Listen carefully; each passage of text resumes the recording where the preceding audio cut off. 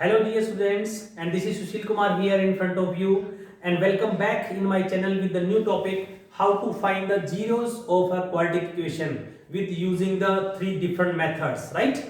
So बच्चों इससे पहले मैं आपको बता चुका हूं, आप ये दो मेथड्स पहले मेरे साथ कर चुके हैं। इस वीडियो के डिस्क्रिप्शन बॉक्स में बाकी आपको लिंक मिल जाएंगे। This method I have explained earlier very nicely, this also with the example I have explained this method also. Okay, now today we are going to discuss this method. What is the quadratic formula and how can you find the zeros of a quadratic equation with using the quadratic formula? चलिए सबसे पहले मैं एक method आपको explain करता हूं, क्या है मेथड और कैसे आप इसके फार्मूला को सेट करते हैं। Okay, with the general form of the quadratic equation. चलिए सबसे पहले मैं लिखता हूं जनरल फॉर्म। क्वाड्रेटिक इक्वेशन का बच्चों जनरल फॉर्म क्या होता है? General form of a quadratic equation that is ax square plus bx plus c। बच्चों मैं ये लेता हूं कि ये मेरी क्वाड्रेटिक इक्वेशन है, उसका ये जनरल फॉर्म है। Mean coefficient of x square is a and coefficient of x is b and constant term is c। तो बच्चों इसमें आप सबसे पहले फाइंड आउट करते हैं d। d is known as discriminate, right? d आप सबसे पहले फाइंड आउट करेंगे और d का फार्मूला होता है बच्चों b square minus 4ac। Okay, अब d के ऊपर कंडीशन कैसे बनती है? देखिए मैं आपको d की कंडीशन भी यहां लिख के बता देता हूं सबसे पहले कि हम d के अकॉर्डिंग हमारे जीरोस की कंडीशन कैसे वेरीफाई करते हैं, कि d के अकॉर्डिंग हम कैसे जस्टिफाई करेंगे हमारे जो जीरोस है वो किस टाइप के हैं। ओके, देखिए यहां पे एक टेबल बना रहा हूं मैं आपके लिए सो दैट कि आप नाइसली इसको समझ पाए। सीरियल नंबर और फर्स्ट वन प्रॉपर्टी, सेकंड और थर्ड, राइट? कंडीशन क्या है आपके पास? सबसे पहले हम कंडीशन को लिखते हैं। अगर आपका d ग्रेटर देन 0 है और d इक्वल टू 0 है और d लेस देन 0 है तो आपके पास क्या क्या कंडीशन होगी? बच्चों d का आपका वैल्यू डिपेंड करता है a, b और c की वैल्यू पे, राइट और नॉट? a, b और c की जो वैल्यूज होगी उसी के अकॉर्डिंग आपकी d की वैल्यू आएगी। और a, b, c आपके क्या है? आपकी क्वाड्रेटिक इक्वेशन में a, b, c आपके कांस्टेंट होंगे। ओके, सो बच्चों if d is greater than 0 then nature of roots क्या होगा? नेचर ऑफ जीरोस क्या होगा? नेचर ऑफ रूट्स क्या होगा? That is real and unequal. Real and unequal, दोनों जो जीरोस होंगे वो रियल भी होंगे और इक्वल नहीं होंगे, मीन आपस में अनइक्वल होंगे। Okay, real but equal, real but equal, तो जीरोस यहां पे इक्वल होंगे इस केस में। If d is equal to 0, if d is less than 0, no real roots, right? No real roots और no real zeros you can say. उसके zeros बच्चों real नहीं होंगे, राइट? नॉट एग्जिस्ट नहीं बोलना है आपने, आपने ये बोलना है नॉट रियल।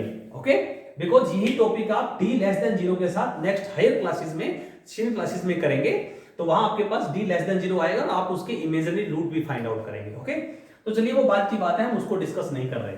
d का वैल्यू बच्चों फाइंड आउट होने के बाद आपके पास दो कंडीशन आएगी। x का पहला वैल्यू, पहली रूट जो है पहला 0 कैसे फाइंड आउट करेंगे?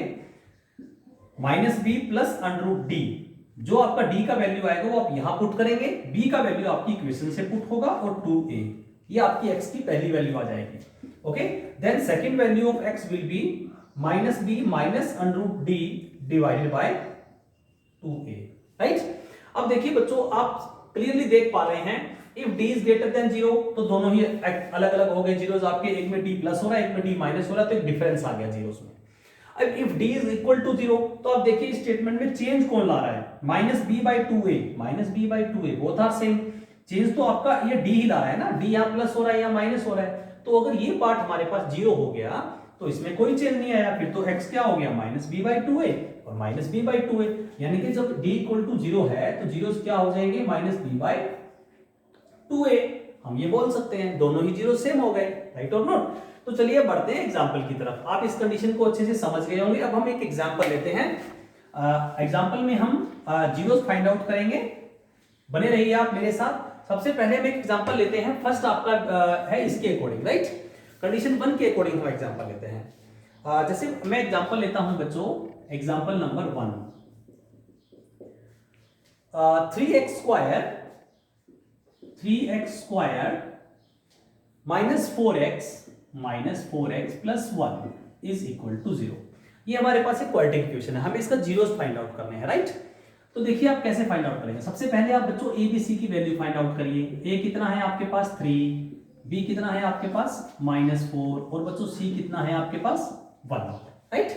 ए हो गया आपका this coefficient of x square आपके पास क्या होता है a, coefficient of x is b, तो यहाँ पे ओनली 4 नहीं लेंगे, माइनस इसके साथ है बच्चों तो -4 लेंगे, right. Then c is the constant term. बच्चों सबसे पहले आप क्या फाइंड आउट करेंगे, सबसे पहले आपको d फाइंड आउट करना है। d होता है आपका b square minus 4ac, right, b square minus 4ac। b का वैल्यू पुट कर दीजिए, b is -4, that is -4 square -4 into what is a 3 and what is c is 1, okay. तो 4 4 जा 16 प्लस 16 हो गया, बिकॉज माइनस कैंसिल हो गया, square हुआ तो -4 3 जा 12 into 2 12 into 1 12, तो ये आपके पास आ गया बच्चों 16 - 12 दैट इज 4। तो बच्चों यहां से मुझे पता लग गया मेरा d आ गया है 4 and d is 4 been greater than 0। तो फर्स्ट कंडीशन मेरी इस इक्वेशन के अकॉर्डिंग आ रही है। तो अब आप जीरोस कैसे फाइंड आउट करेंगे, देखिए जरा। सबसे पहले मैं फर्स्ट जीरो फाइंड आउट करता हूं। फार्मूला है मेरे पास -b divided by 2a। Values put कर दीजिए, x इज इक्वल टू -4। देखिए ये फार्मूला, ये माइनस है बच्चों फार्मूले का, आपको b का वैल्यू पुट करना है। Value of b is already minus, ठीक है, तो आप माइनस आ गया plus √4 divide by 2 into what is the value of a 3 आ गया, राइट। अब इसको सिंप्लीफाई करेंगे, माइनस माइनस प्लस हो गया 4 और स्क्वायर रूट निकला 4 का बच्चों, सॉरी ये माइनस माइनस प्लस 4 हो गया और प्लस 2, ओके। 4 का स्क्वायर रूट 2 आ गया, 2 3 जा 6। Answer is 4 + 2 6/6 that is 1। तो आपके पास x की बच्चों एक वैल्यू आ गई 1, राइट। हम x की दूसरी वैल्यू फाइंड आउट करते हैं। सेकंड वन जीरोस में आपका क्या डिफरेंस होता है, -b माइनस √d होता है, ओनली एंड ओनली ये डिफरेंस होता है। यहां +d होता है तो यहां -d करते हैं, okay. So -d divide by 2a, okay. -b what is the value of b -4, again -4 हो जाएगा आपके पास एंड माइनस √ के अंदर आप 4 पुट करेंगे because value of d is 4 divide by 2 into 3। देखिए माइनस माइनस प्लस हो गया, -2 दैट इज 6। बच्चों यहां पे आपके पास वैल्यू आ गया 2/6 दैट इज 1/3, ओके। सो बच्चों आपके पास x की नेक्स्ट वैल्यू आ गई है, second value mean second zero आपका जो है x = 1/3। ये आपके आंसर हो गए बच्चों। आप इसको यहां भी लिख सकते हैं x = 1/3, राइट। एक ये वैल्यू है मेरे पास x = 1/3 और दूसरा ये वैल्यू है x = 1, राइट। चलिए बढ़ते हैं सेकंड एग्जांपल के लिए। बच्चों आप नाइसली समझ गए होंगे, ये मैंने एग्जांपल लिया है according to the first condition, जहां पे हमारा d जो है वो ग्रेटर देन 0 आ रहा है, according to the b square minus 4ac, but that is the formula of to find out the d, जो +4 आया, राइट। तो अभी हम नेक्स्ट एग्जांपल लेते हैं, एग्जांपल नंबर 2, जिसमें हम d को इक्वल टू 0 लेते हैं और हम आपको प्रूव करके दिखाएंगे कि कैसे आपके जीरो जो है वो इक्वल आते हैं।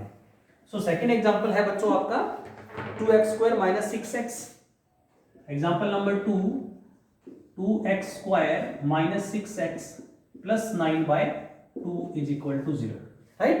This is a quadratic equation और यहां पे आपका जो कांस्टेंट टर्म है दैट इज अ फ्रैक्शन, 9/2 है आपके पास। डजंट मैटर, घबराना नहीं है, फिर से वही सेम काम करेंगे हम। a = 2, b = -6 and c = 9/2। आराम से करिएगा क्वेश्चन को, properly step by step process से करिएगा, जल्दबाजी करेंगे तो रॉन्ग हो जाएगा, ओके। सो देखिए सबसे पहले हम d फाइंड आउट करते हैं बच्चों। d is b² - 4ac, okay. That is b 6 square -4 into a is 2 into c is 9/2। तो यहां 2 से 2 मेरा कैंसिल हो रहा है बच्चों और दिस बिकम -6 स्क्वायर इज 36 -9 4 जा 36 दैट इज 0। यहां पे बच्चों आपका d का वैल्यू आ गया 0। मैं d का वैल्यू यहां क्लियरली लिख देता हूं, d = 0 आ रहा है मेरे पास, दिस वन, राइट। तो d = 0 आ जाता है मेरे पास, तो मेरे दोनों ही जीरोस क्या रहते हैं बच्चों, x = -b + √d divide by 2a। बच्चों अब d का वैल्यू तो 0 है, आप प्लस d पुट करें ना करें उससे कोई फर्क नहीं पड़ता है। मीन में ये फॉर्मूला बच्चों ऐसे भी तो लिख सकता हूं -b डिवाइड बाय 2a। और similarly second one in the case of x is equal to -b minus √d divide by 2a। अब d का वैल्यू तो आपका 0 है, तो 0 प्लस करो या माइनस करो उससे कोई फर्क नहीं पड़ने वाला है। ओके, सो आपका फार्मूला बन जाएगा -b बाय 2a। देखिए दोनों ही केस में सेम मामला बन रहा है। जब मैंने d को 0 कर दिया, मैंने d का वैल्यू इग्नोर कर दिया, मैंने ये वाला पार्ट हटा दिया यहां से, because it doesn't effect my final value because the value of d is 0, right. अब आप वैल्यू पुट कर दीजिए, -b का वैल्यू है 6 बच्चों, -6, तो minus of -6 divide by 2 into a।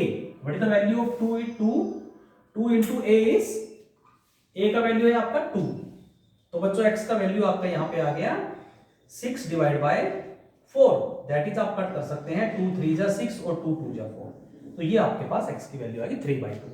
चलिए सेकंड वैल्यू चेक करते हैं, minus of -6, right, divide by 2 into 2, a का वैल्यू 2 है आपके पास, तो x का वैल्यू क्या आएगा, इसको कट कर दीजिए, 2 3 जा 6, माइनस माइनस खत्म हो गया और आपका 3/2। देखिए आप ये x की दोनों वैल्यू सेम आ रही है 3/2। ओके, तो बच्चों यहां प्रूव हो गया कि जब d इक्वल टू 0 होगा तो आपके दोनों ही जीरो जो है वो सेम रहेंगे, इक्वल होंगे। d equal to 0, real roots are real but they will be equal. Okay, चलिए थर्ड एग्जांपल के लिए आगे बढ़ते हैं। इस बार हमारा एग्जांपल ऐसा होगा जहां पे आपको d की वैल्यू नेगेटिव मिलेगी। ऐसे बहुत से क्वेश्चन हो सकते हैं आपके पास। अगर आपकी d की वैल्यू बच्चों नेगेटिव आती है तो आप सिंपली लिखेंगे do not have real root, और आप उस क्वेश्चन को क्लास 10th स्टैंडर्ड तक आगे सॉल्व नहीं करेंगे, क्लास 11th 12th में आप उसको करेंगे जहां पे हम इमेजिनरी जीरोस भी फाइंड आउट करते हैं। x² - 3x + 4 is equal to 0, right. Example number 3, सबसे पहले वही करेंगे हम, a इज इक्वल टू, यहां पे कितना है मेरे पास 1, coefficient of x², b is equal to -3 and c is equal to 4।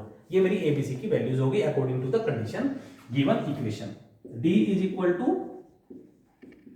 b² - 4ac, तो बच्चों d क्या हो जाएगा, b² - 3²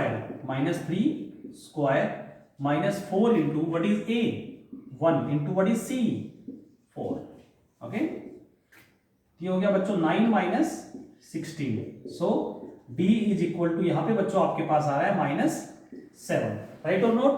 तो यहां बच्चों आपको कौन सी कंडीशन मिल गई है, देखिए आपका d जो है वो -7 आ रहा है, so d is you can say less than 0 because -7 is less than 0। एक नेगेटिव इंटीजर है मेरे पास, नंबर लाइन पे लेफ्ट साइड में होता है आपके 0 के, right. so you can say roots are not real, roots are not real, तो हम इसके बाद फाइंड आउट नहीं करेंगे। ओके, तो बच्चों ये था हमारा complete video with 3 examples, with using the 3 different examples which depends on the value of the 0, okay, so that you can understand easily according to this table you can find the zeros, what is the condition according to the condition of d, roots are real or unequal but equal or not exist, right। तो चलिए मिलते हैं next video में कुछ और examples के साथ, बने रहिए मेरे साथ यूट्यूब पे। Thank you so much for watching my channel.